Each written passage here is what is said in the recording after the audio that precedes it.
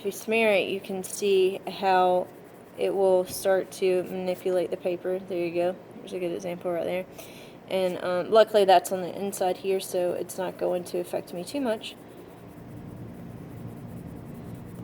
But in the grand scheme of things, in the final product, it's going to look terrible on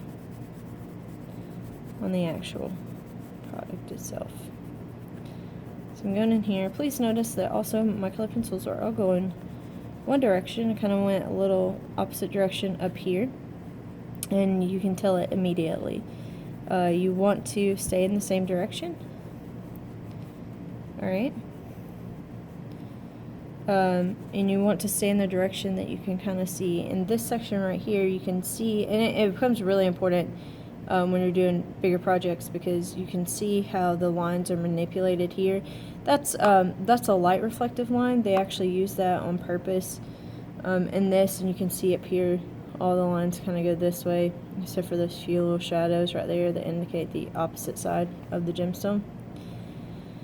And even down in here you can see that as well. This becomes so important because it provides an opportunity to tell your viewer whether it is a object that is straight up and down, whether it's a flat surface, whether it's a curved surface. It kind of helps manipulate, and then when you get further into doing faces, it will manipulate how hair and how the skin and the texture of different items on your face will actually be manipulated. Alright, so that is how we get in our first section and how we start to manipulate all of our sections.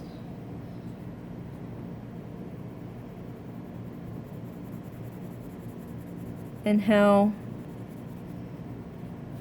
we can control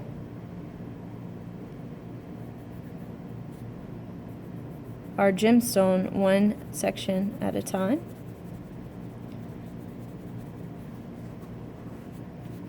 If your color pencil isn't cleaned very well, like I didn't even think about cleaning these personally, but if you don't clean them off, again, I'm making a hot mess here,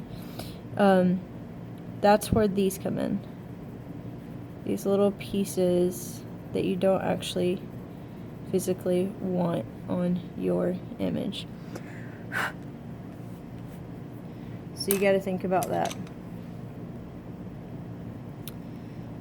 Going in here, I'm going to work on the shadow real quick.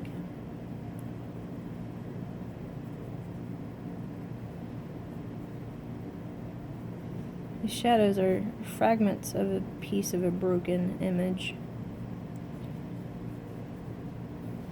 And then even down here I've got a little bit more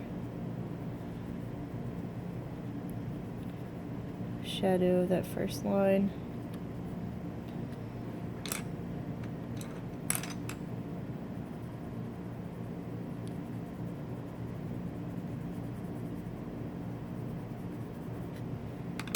And then, of course, because this is a blue gemstone, even with reflective light, you can still see how to go in there and create that value.